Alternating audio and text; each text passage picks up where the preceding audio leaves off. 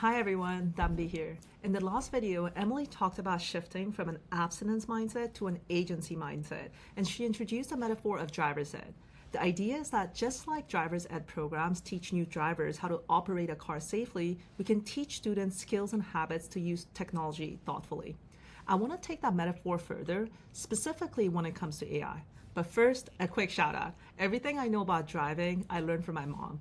I got my license at 18, but it took another 3 years to graduate from what I like to call the Academy of Mama HJ.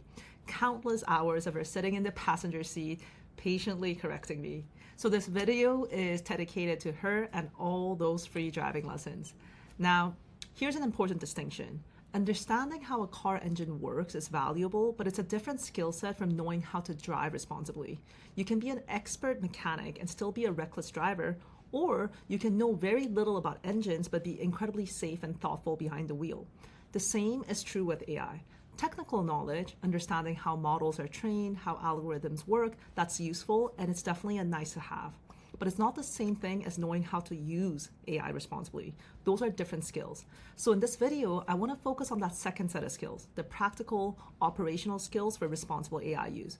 What does it actually look like to drive AI well? And let's walk through some driving concepts and their parallels for AI.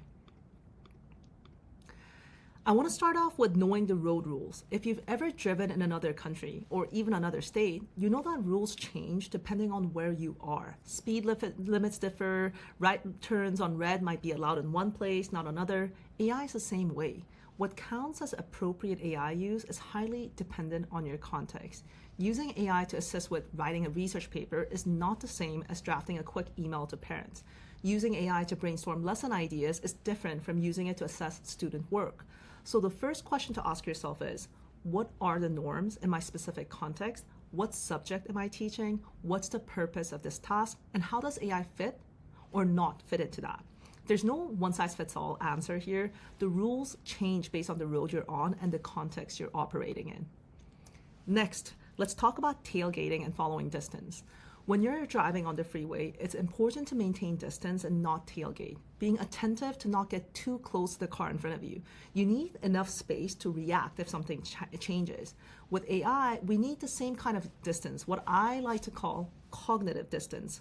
What I mean by this is don't take AI's output at face value. Rather than copy and pasting blindly, give yourself time and space to actually think about what the AI is giving you.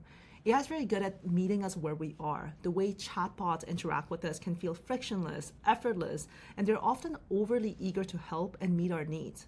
If we're not careful, we stop doing our own thinking and putting in the effort to carefully evaluate and assess what it's giving us. So maintaining a healthy distance helps us treat AI-generated outputs as a starting point and part of an iterative process, not a final answer. Now, let's talk about dashboards and mirrors. Every good driver knows how to regularly use their mirrors to account for blind spots and glance at the dashboard to check your speed, gas, and other driving data. With AI, you need to do the same thing. Actively monitor the output. Ask yourself, what might I be missing here? What is this AI output not showing me? AI systems have biases. They can reflect skewed information. They can often get things wrong, and they won't tell you when they're doing it. But here's the thing. We have blind spots too, and this is where we need to be honest with ourselves. If you're asking AI about a topic you know well, your subject area, your expertise, you're in a good position to evaluate the output. You can spot when something's off. You have the domain knowledge to catch the errors. But if you're interacting with AI as a novice, asking about something you don't know well, that's a very different situation. You may not have the background to judge whether the output is accurate or high quality, and that's a blind spot worth acknowledging. So make it a habit to do those shoulder checks. Ask yourself, what might I be missing? What is this output not showing me? And do I actually have the expertise to evaluate this? Catch the AI's blind spots and also be honest about your own. Here's one of my favorites, GPS navigation. Most of us use Google Maps or Waze to get around, but if you've ever driven in your own neighborhood, you know that sometimes you ignore the GPS. Maybe you know there's a construction, maybe there's a shortcut Google Maps hasn't captured. You have your own intel, the practice, the intuition to inform not just the route you take, but when to take it. AI works similarly. It can suggest a path, a direction to go, and you've probably noticed how it often suggests tasks you didn't explicitly ask for with those "would you like me to" follow-up prompts.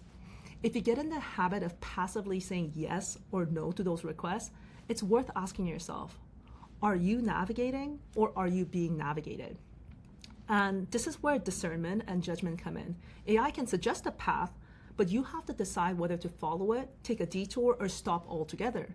It can be helpful to use AI for general direction, but during that process, it's important to draw from your own knowledge and practice your own judgment. Next, let's talk about active driving versus cruise control. Modern cars have cruise control. You press a button, you take foot off the gas, and coast. It's convenient, but you're much less engaged. We can use AI in cruise control mode too, typing a quick one-line prompt in a time pinch and using whatever output comes out. But when you're meaningfully collaborating with AI and aiming for high-quality, relevant results, you need to be an active driver. That means designing thoughtful prompts, taking time to reflect, what role am I assigning to AI and why? And then providing context-rich details that are relevant to the task at hand. As AI generates outputs, you continue to evaluate, provide feedback, and steer the conversation.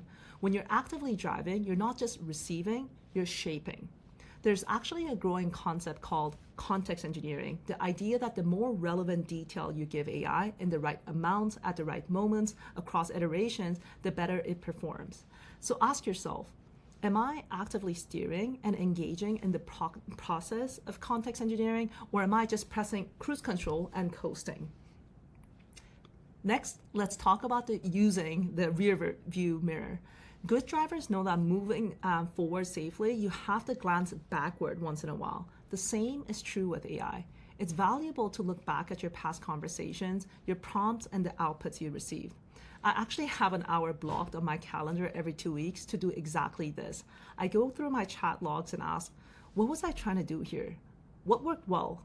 Where was I rushing? You could even use a popular Project Zero thinking routine, See, Think, Wonder, to facilitate this reflection. What do you see in the chat logs? Were you actively steering or pressing cruise control? Were you working in a rush? How did that affect the quality of outputs? What do you think about that? And what does it make you wonder about how you might approach AI differently next time? This kind of reflection helps you learn and grow as an AI user. And it's a great exercise to do with students too. Deconstruction chat logs together and asking, what do we see? What do we think? And what do we wonder? And last but not least, let's talk about turn signals. On the freeway, when you change lanes, you use your blinker. You signal your intention to others. It's a very basic part of responsible driving. With AI, especially in academic or collaborative environments, we need that same kind of transparency. And going one step further, it's not enough just to say, yes, I used AI, or no, I didn't. What's more meaningful is describing how you used it, the process, the amount of human input, and the reflection involved.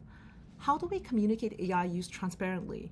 How do we make our AI thinking and doing visible to others? This is one of the most important conversations we can have right now, and one of the reasons frameworks for AI attribution are urgently needed. But here's the thing. Unlike the simple act of flicking on a blinker, there are complicating factors. Students and educators often face real stigma and shames around disclosing AI use. That makes transparency harder, not because people don't want to be honest, but because the environment doesn't always feel psychologically safe for honesty. That's why we created classroom routines like making AI pressures visible, which uncovers the hidden pressures behind why people use AI and keep it a secret. And we also have a resource like A Line on the Line, which surfaces the gray areas and moral tensions around AI use. These routines help foster the kind of transparency we're talking about by making our thinking and experiences surrounding AI visible in a supportive way. So I want to practice what I preach. So in the spirit of transparency, let me disclose how AI was involved in creating this video. The creative assets you see on these slides were initially mocked up using image generation features in ChatGPT, then handed off to a designer who polished them to align with our brand. I gave a very solid draft to Claude Opus 4.5 and ChatGPT 5.1 and iterated multiple times, more than 20 rounds of prompting to shape up this output. I share this not because there's a perfect formula, but because I think normalizing these conversations matters. So that's the driver's ed metaphor extended for AI. 7 ideas: road rules, following distance, dashboard and mirrors, GPS navigation, active driving, rear view reflection, and turn signals. You don't need to be a mechanic to be a good driver, and you don't need to be an AI expert to use these tools thoughtfully and responsibly. Thanks for watching, everyone, and thanks, Mom, for all the driving lessons.